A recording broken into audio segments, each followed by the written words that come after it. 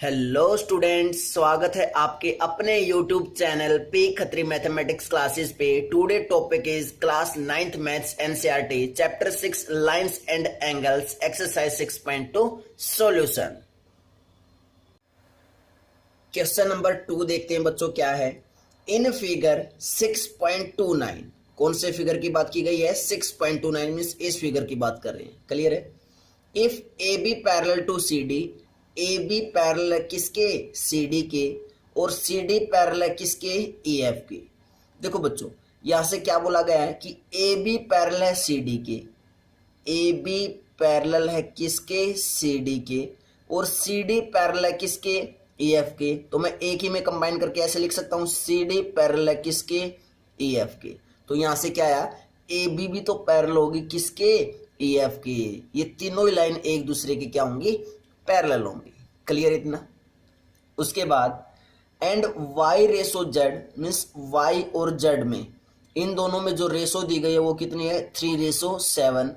Find x, हमें इस x की वैल्यू निकालनी है। किसकी वैल्यू फाइंड आउट करनी है बच्चों? एक्स की वैल्यू निकालनी है। निकाल सकते हैं इजिली। तो सबसे पहले गिवन लिखते हैं। हमें गिवन क्या क्या है? क्या क्या गिवन हमें? एक तो ए बी पैरेलल है किसके? सी डी के, और क्या गिवन है? सी डी पैरेलल है किसके?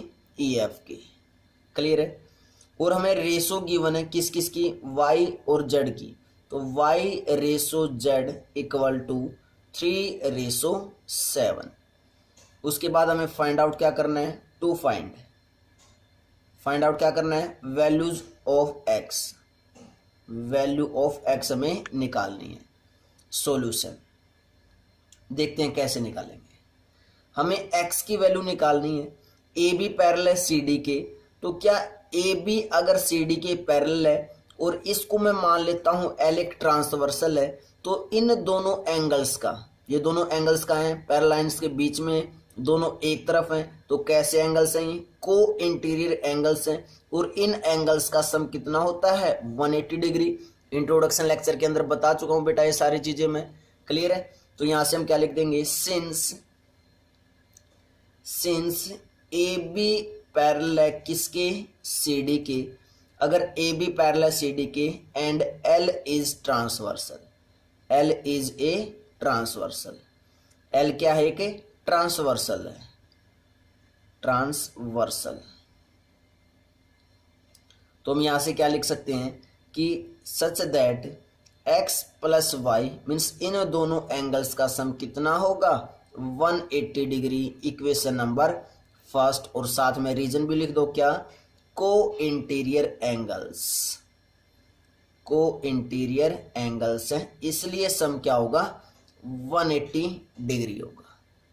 क्लियर यहां तक? इक्वेशन नंबर फर्स्ट क्लियर है। उसके बाद ध्यान से देखना है, सी डी किसके पैरेलल है? ई एफ के पैरेलल है। तो मैंने यहां से बताया था अगर ए बी सी डी के पैरेलल है, सी डी ई एफ के पैरेलल है, तो मैंने बोल दिया था कि ए बी भी तो पैरेलल होगी किसके? ई एफ की। अगर बीच में से लाइन निकाल दें बेटा सी डी, तो ध्यान से देखो कौन कौन सी लाइन बची? ए बी बची और ई एफ बची, यही दो लाइन्स बची। तो मैं यहां से क्या लिखूंगा कि सिंस ए बी पैरेलल है किसके? ई एफ की। बिल्कुल ठीक बात है। उसके बाद and L is a transversal, L is a transversal, L क्या है? कि ट्रांसवर्सल है। क्लियर है?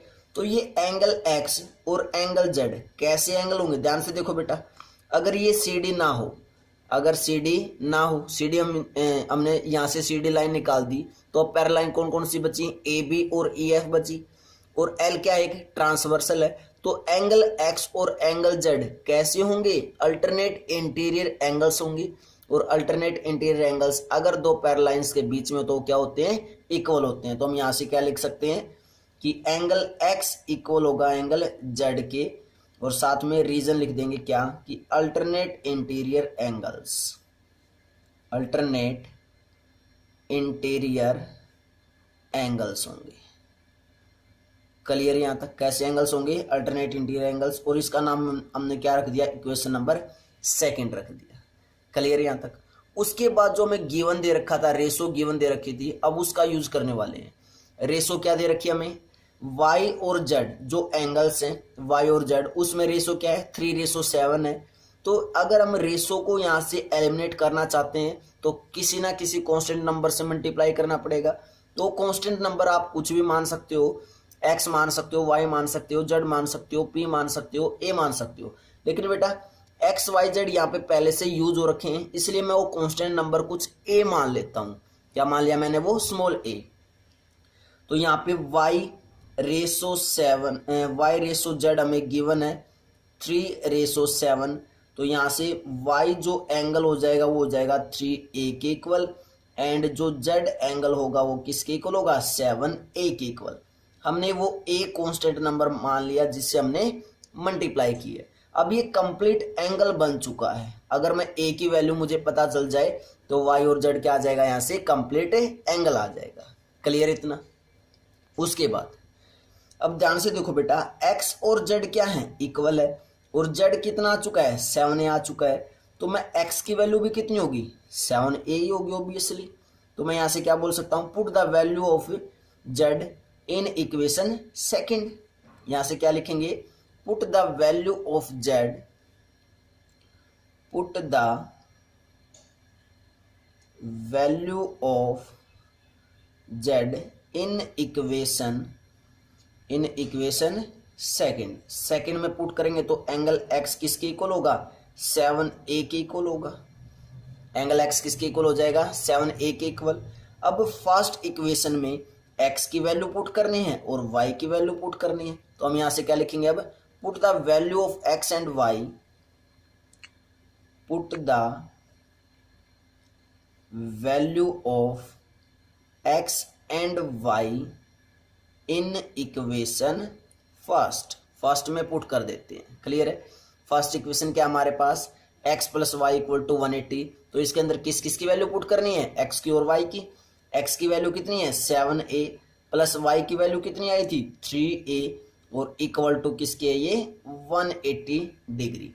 7a plus 3a is 10a equal to 180 degree. तो यहाँ से a की वैल्यू निकाल सकते हैं। 10 क्या है? Constant number. कांस्टेंट नंबर जब लेफ्ट हैंड साइड से राइट हैंड साइड जाएगा और a के साथ मल्टीप्लाई है तो क्या होगा? डिवाइड होगा।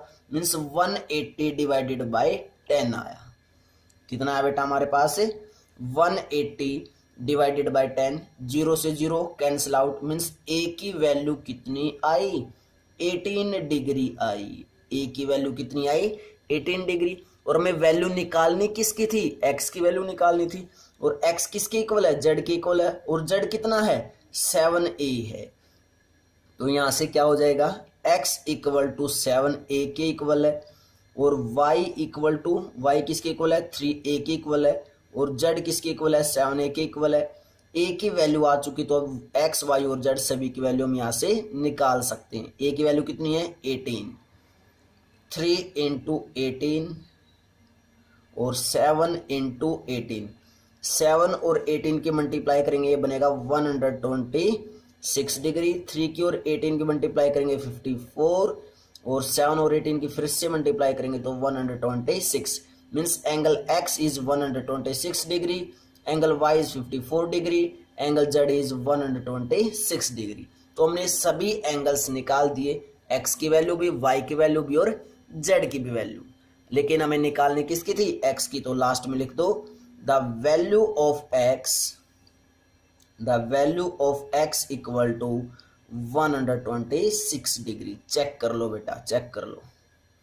क्लियर है? यहां तक क्लियर है? Let's come to the next question, question number 3। Before that pause the video, note it down.